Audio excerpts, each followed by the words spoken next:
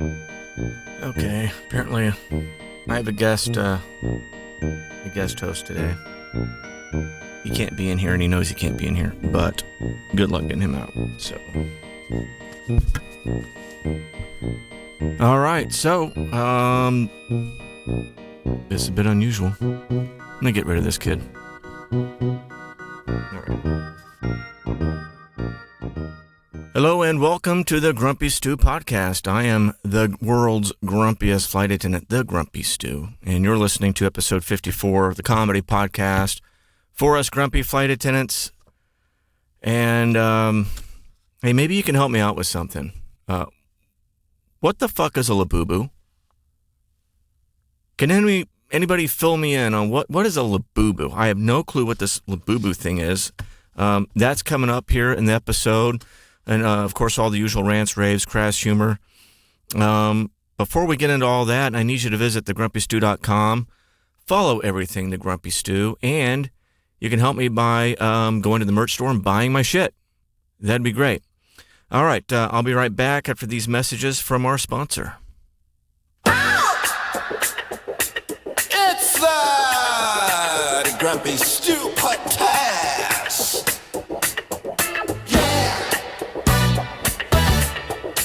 Grumpiest.com for more.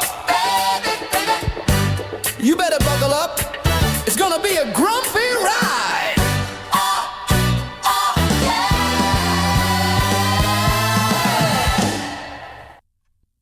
Are tantrums driving you mad? Tired of public meltdowns that make you question your life choices? Introducing Crybaby noise-canceling duct tape, the only duct tape engineered to silence the chaos. Literally. Whether it's aisle 4, a cross-country flight, or grandma's house, Crybaby noise-canceling duct tape works instantly. Just apply and enjoy the sweet sound of nothing. Warning, not FDA approved, may cause judging looks from other parents. Do not attempt if you value custody. Crybaby noise-canceling duct tape, because parenting is loud enough already.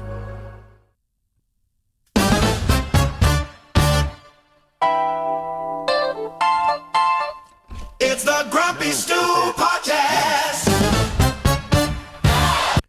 Hey, Grumpy Stew podcast, episode 54. We are back, and you continue to listen to this stuff. I have no idea why. So, this Labubu thing. Okay. Preface this by saying I'm older than a lot of you, and I'm not up on all the stuff. And okay, so, I get to my crash pad. And, one of my crash pad roommates is there in the living room, and he's just surrounded by what I can only describe as Taco Bell debris. He had a lot of Taco Bell DoorDash. Who DoorDashes Taco Bell? He had it sent to the crash pad, and he's got his laptop out, and it's on his lap, and he's working on something. There's all this Taco Bell stuff all over the place. And he goes, "Oh, hey, I'm trying to Labubu, but I just don't think it's going to happen." And I'm like, "Okay, well, I'm sure if you keep eating all that Taco Bell, something will happen." "No, I just got to, give it up. It's just not going to happen." I was like, "Well, just drink some coffee." I thought he was constipated. I just thought he needed to take a shit. And, he's trying to get things moving with some Taco Bell, because if anything's going to do it, it's Taco Bell. It's coffee. And apparently this Labubu thing's like this goofy toy, like a little plush toy that I don't understand the appeal, but I'm also not a kid. It's just like when people ask me, "Hey, what did you do on Halloween? Did you do anything?" No, I avoided people, like an adult. Because I'm 45, and Halloween kind of lost its appeal after about, the 9th birthday or so. Just, saying. And, just like these, you new kids, randomly throwing out these words first of all, it's bad enough you randomly throw out these words that I really don't quite understand. On social media especially, I don't understand what you guys are saying. First of all, you're fucking illiterate. And that's a slight problem in and of itself, because I don't understand what's being written. I have to Google a lot of what you guys say. I'm spending an inordinate amount of time on Googling all these abbreviations and shit that I don't understand. But also just like, never heard of punctuation, never heard of a period. You know, it's just these long, like these long run-on sentences that make no fucking sense. And I just keep scrolling most of the time because I would like to engage, but I don't know what the fuck you're saying. But just throwing out these goofy-ass words, just randomly just saying bet. Out of nowhere, apropos of nothing, just bet. Okay, how much? What are we betting on? Is this going to cost me some money? What's going on? Bet. Okay, bet. Bet this. How about that? What the fuck does that mean? Okay, bet. I'm Delulu. Yeah, I know you're I worked that out from context and just your behavior. I understand that means delusional. And I talked about this before, just throwing out stupid words that make no sense. I'm confusion. No, you're retarded. You're retarded. Or as we'd say in the military, you're fucktarded. And there's probably no helping you at this point. But, I'm confusion. That makes no sense. Just say you're confused. That's fine. You don't have to make up new words. I'm confusion. I'm basically the Larry David of flight attendants. I say the things out loud you wish you could say.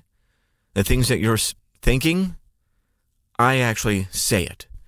You get to the layover and people are talking about dinner. What are you doing for dinner? I'm sure I'll eat at some point. Yeah, I get hungry. What are you doing for dinner? You want to go to dinner? Who's going? You? Probably not, Or I hate getting trapped into the crew dinner. I don't participate in the crew dinner very often. And, I go to Zurich a lot. And I'm very familiar with Zurich. And invariably, I agreed to go to a crew dinner in Zurich. And because I'm familiar with it, I invariably end up becoming the tour guide. I don't want to be the tour guide. If you ask me where something is, I'll tell you, I don't want to drag everybody there. Oh, look at that. It's a church. Yeah, I know. Yes, you can get your chocolate. Chocolate. Go to Sprungli. Go to Lederock. They have chocolate. Go to the grocery store. They have chocolate. Even the cheap stuff is good. Just, I don't have to drag you there. But no, I ended up having to play tour guide. And of course, we had the side quest. Everybody's hungry. Okay? Everybody's hungry. At this point, it's probably 6 o'clock in the evening in Zurich. We probably haven't eaten since probably 10 o'clock at night, New York time, since we had our crew meal. Everybody's hungry. No, we have to make the crew side quest to the chocolate place, and they take 30 minutes looking at chocolate. And then we have, finally walk over to Old Town and, what is there to eat around here? It's Zurich. So it's mostly beer halls. They have everything. Don't get me wrong. If you want Chinese food, there's great Chinese places. There's Thai places. There's a Mexican restaurant in Oerlikon. It's not bad, but it's really not Mexican. I say that as someone who grew up, in Oklahoma and Texas, and I'm very familiar with Tex-Mex, of course, but I lived in California where they have actual Mexican food. It ain't Mexican. It ain't even Tex-Mex, but, it's passable. It tastes good. The most expensive burrito you'll ever have in your life, I can tell you that. What is there to do? It's just walk around, man. It's a very walkable city. Figure it out. You don't need anybody to hold you by the hand, especially in Zurich. It's so safe, so clean, very convenient. Round trip tickets, $9. Just go. Google Maps is your friend. But, side quest done. We make it. We end up in a beer hall. And of course, everybody's got 5,000 questions for the poor waiter who barely speaks English. And they want, all these substitutions. And can you make it with, no, just order what's on the goddamn menu. You're in a different country. They're not going to tailor everything to the American. Okay, don't be like the American tourists. You see what's on the menu. They probably gave you an English menu anyway. You know what's in it. Don't ask for fucking substitute. Don't make it difficult. And then, of course, they got to split the check and everything else and blah, blah, blah. I just want to eat and go back to the hotel. I got my routine. I don't, deviate from my routine very much. I just want to have my cigar, have my coffee, get something to eat, walk around a little bit, go back to the hotel. But, hey, you going to dinner with you? Probably not. Or, is fuckface coming? If fuckface is coming, I'm not coming. Like, my max is 2 or 3 people. On a crew dinner, 2 or 3 people is my usual max. I rarely make exceptions. Anything more than 3 people, it's a crowd, if you know what I mean. And no one can agree on anything, and it takes forever to, just to settle on where to go and what to eat. Anyway.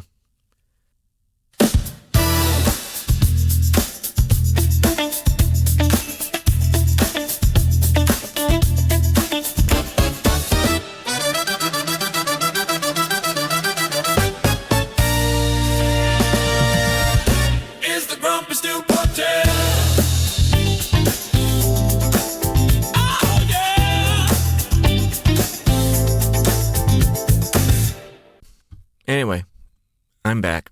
Back again, as they say. So, I tend to just kind of say whatever's... I do it with pastors. I really shouldn't.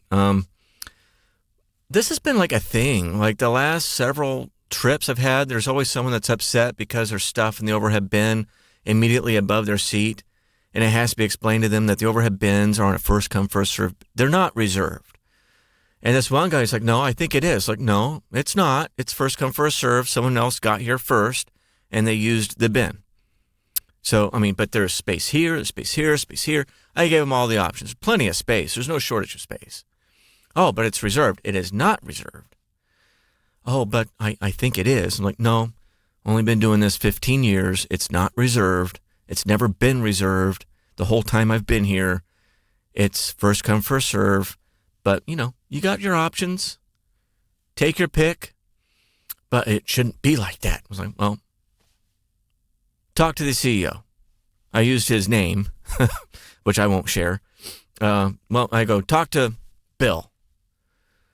Well, who's Bill? That's the CEO of the airline. Talk to him. But I don't think it's that serious. Well, no, Bill would like to hear from you. If you think it's that serious, you think the overhead bin space should be reserved for you, talk to Bill. Bill would like to know these things. Here's a message from our sponsor. Flight 2068, now boarding all zones. Now boarding Screaming Toddler trading cards. Collect Chaos classics like Seat Kick Frenzy, Armrest Spit Up, and the ultra-rare Full Cabin Meltdown Holographic. Trade with friends, or just cry into her complimentary pretzels. Screaming Toddler trading cards. Gotta catch them before they hit puberty. Does not include earplugs. May cause flashbacks to gate lice and boarding group free-for-alls. Not valid in basic economy. It's the Grumpy Stew Podcast.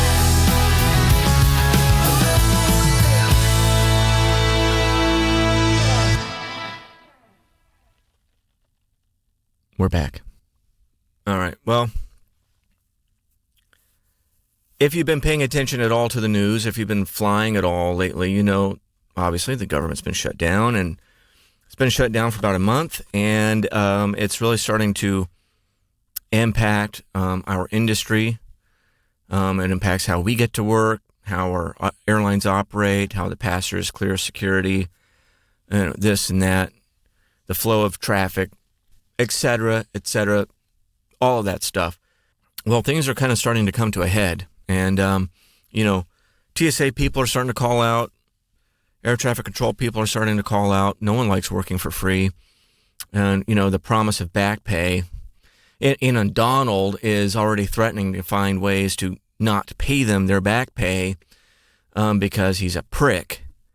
And I don't care if you don't like it. Don't follow my shit if you don't like that. It's my show. I can say whatever the fuck I want. He is a prick. He's also a Nazi, but that's another thing. Anyway, so the government shutdown has been for a while. I have not worked since my last day of work since I last worked was October 27th. I was supposed to go to Zurich, I don't know, maybe on the 31st. Yeah. And, I had my commute all planned out. I was ready to go. I had everything prepared. And, I was looking at my stuff. I had all my backup flights all ready to go. I was going to take the 2 o'clock. If that didn't work out, I was going to take the 4 o'clock to LaGuardia. Plenty of time, no problems. Loads were fine. I wasn't worried about it. And then, like the day before, one of the flights canceled. I think the 2 o'clock canceled, then the 4 o'clock filled up, and I wasn't going to get on. So I posted my trip. Someone took it. But that day and the day after that, there were like 5 cancellations between New York and Orlando, where I live. And so I thought, oh, shit. I need to work because, I'm not independently wealthy, and you people don't buy my shit on the merch store, so I need to work. And so I was thinking of, I could go to work, I could commute, and then pick something up, knowing that I'll be there for sure. I'll pick something up when I get there. I'll do like a 2-day, make sure I can get home before my trip on the 5th, blah, blah, blah. And I got to thinking about it. It's like, well, and this was after more flights canceled, and it kind of ruined my little way of thinking. And I thought, well, if it's going to be this difficult to get to New York, unless I fly in the morning, I should probably just stay home. Because I got the fur kids. I got the cats, Cheech and Chong. And my concern was, okay, what if I get stuck, for 9 days or something? Because, I got the trip, then I might not be able to get home in between trips, and I start Zurich on the 5th, followed by an LA on the 8th.